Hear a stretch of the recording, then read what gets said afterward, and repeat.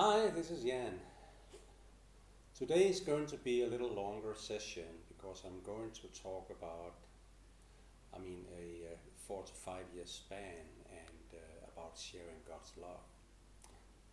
So, you might remember that I was on the temple trip, and after that I stayed in the Buddhist Temple for a couple of months, basically meditating every day from 8 o'clock in the morning until 9 o'clock in the evening, spending my time in the highest stupa of the Vihara, Brahma Vihara Arama in the northern part of Bali.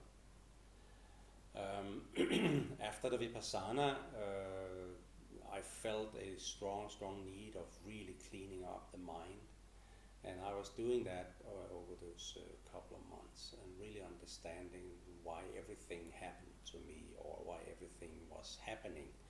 Maybe not happened to me, but how the world is put together, how we are put together, how our mind, our heart, and so on is functioning together.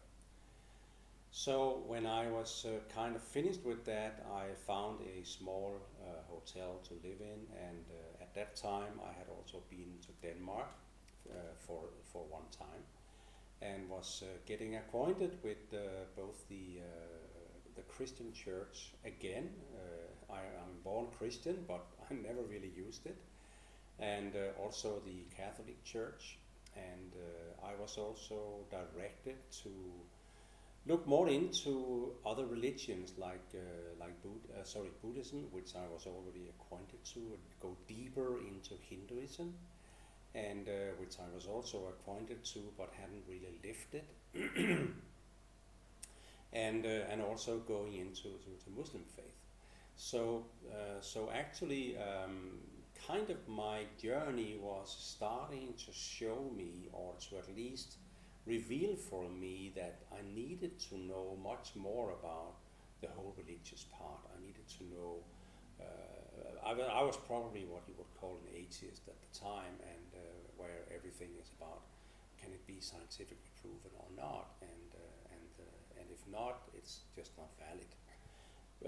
Let's start with that, because that's not true. I mean, the key here is that the universe and the humanity is so much older than at the time when science was starting to prove things. So I'm having the statement very clearly that everything that is around us, in us, and so on is highly spiritual, but only a few of the things can be proven in a scientific way. And of course it will. Well, finally we will end up being able to prove everything scientifically when we are getting wiser, when our consciousness is increasing, and when we are getting the tools and the measures and the methods that we can use. One of the biggest frauds or hoaxes in the world is actually that physics is what physics were like almost 100 years ago. And if you just follow guys like Nassim Haramein, he has disproven a lot of the stuff. And there is a lot of other scientists that is doing that. But when first something is related to people's identity, articles, money, ego, and pride, what happens is that people will get stuck with that and forget to have the open heart and the open mind that they had from the beginning. So I know that this is very controversial to say that. I'm not saying we should not trust physics or trust science. I'm just saying, be aware that the reason that someone has found it at the time not necessarily means that the time that it's the same now. And one of the examples of that is quantum physics. As I told you, Dana Sohar was a quantum physics professor from MIT, but she was also a theology professor from Harvard. And that combination was, and then her husband, Ian Marshall, was actually a professor in psychology. Just imagine those paradoxes that occurs in discussions over that dinner table. Anyway, That's always very exciting to see people with different diversity, and we should be very, very cautious about ruling anything out. But as normal people, we don't go into all these science stuff and religion stuff and so on. But be aware. That's my point. And after my trip to Denmark, I was actually then getting addressed even more. Even I had gotten ignited when I left from Denmark in 2008. But even more, I was then getting ignited a course in miracles, a course that was channeled, I think, in the 70s, saying that it was actually Jesus that was actually behind this. And the Course in Miracles have got a lot of attraction in certain societies, probably mostly Christian societies around the world. Anyway, it's a book thick like that, and the whole point about the book is to have one statement every day that you reflect on for a whole year. And and the key to that is to give yourself time to really reflect over life. And you could say that the clear 3 statements that actually is in the beginning of the book, and also is what I have tried to really build my understanding on since, is actually 3 statements, and that's about I will get back to that later.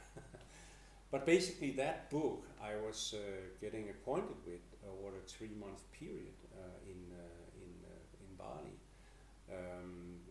I think it was August, September, October, because after that I had some experiences that I wanted to share with you also. But the key about that was every morning when I went up from the bed and had my breakfast, I opened this book, and how strangely it even sounded, it was like it just talked to me. I mean, related to my experiences, related to where I was in life, and I didn't just take one page at a time. I actually randomly opened the book every day, and that was a very, very special experience. And I can see now why. Because basically God is guiding me through everything that I'm experiencing, and I really trust that, and I fully believe in that, as you can also hear and see from what you have seen from me before. But back to the consequences of that is that then at a time I was in November, in beginning of November, I was actually visiting the Buddhist Temple in Java, Borobudur. And a huge experience. I mean, as far as I have found, is that it's a temple that can be seen from up in space, and that means it has a certain size, right?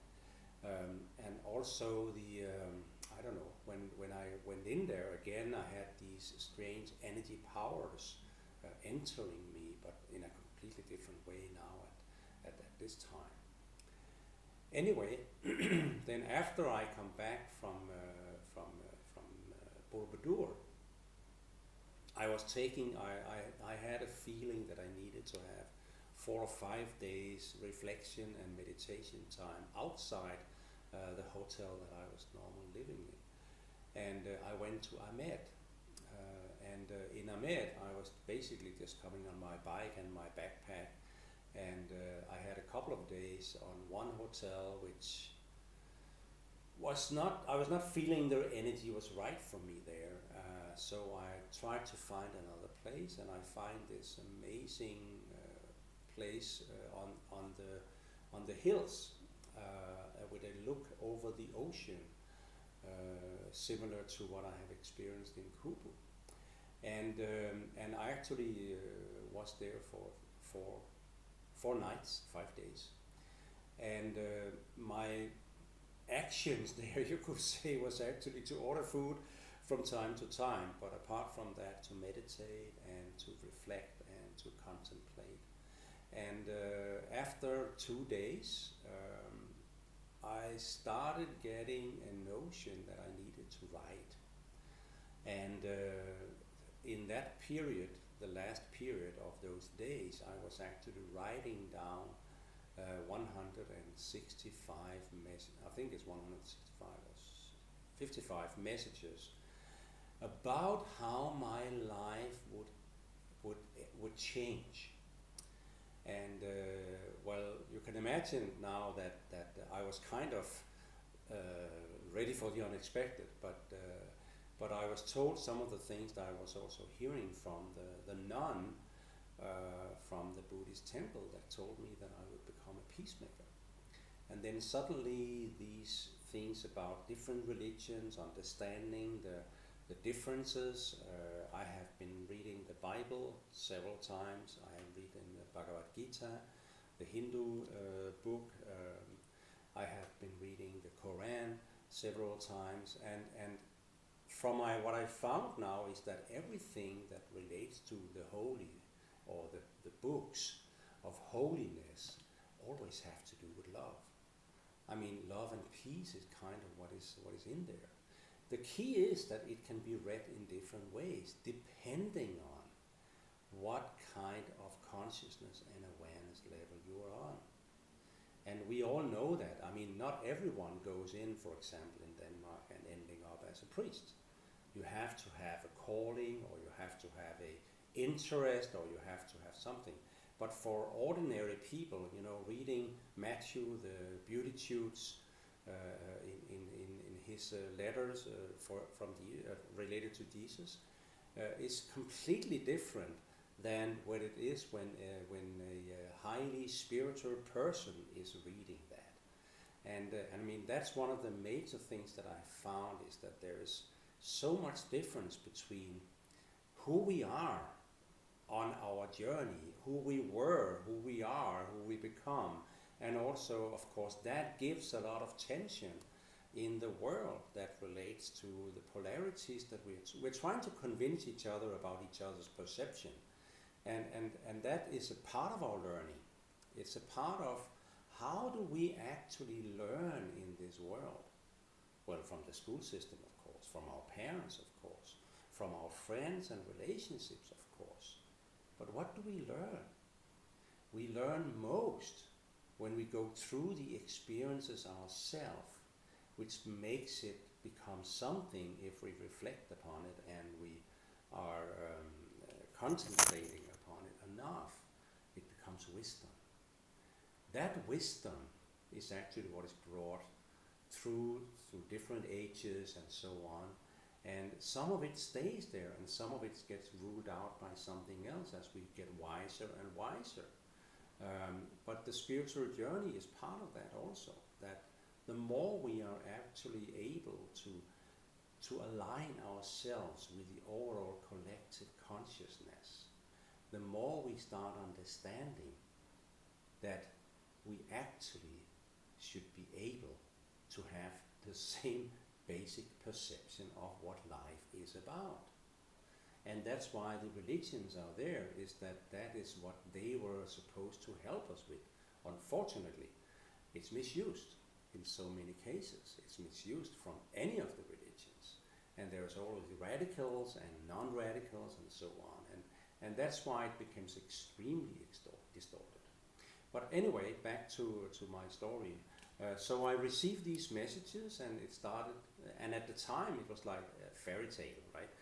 I mean, why would I be able to capture all these things on the way, and what should I use it for? I mean, I was a businessman, right? So it's not until now, actually, which is many years after, that my whole life is moving in that direction.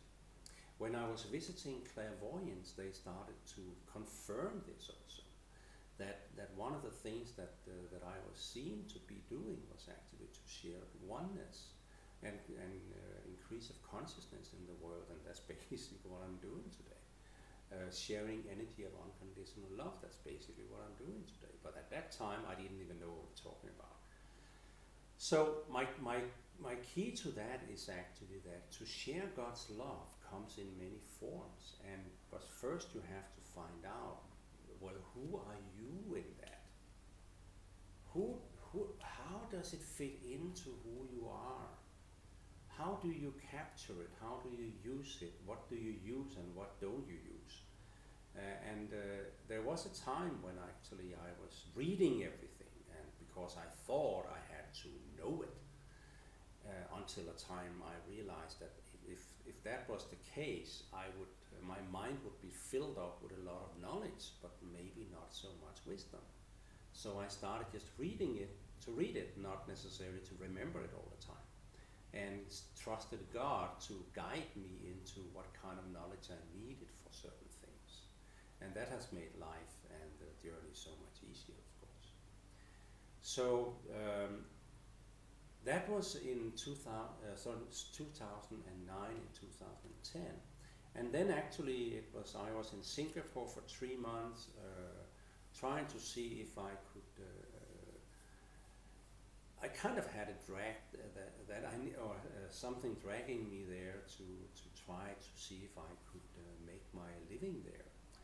I didn't succeed very well, honestly, and I also took that as an example of, okay, that's not what you're supposed to do now.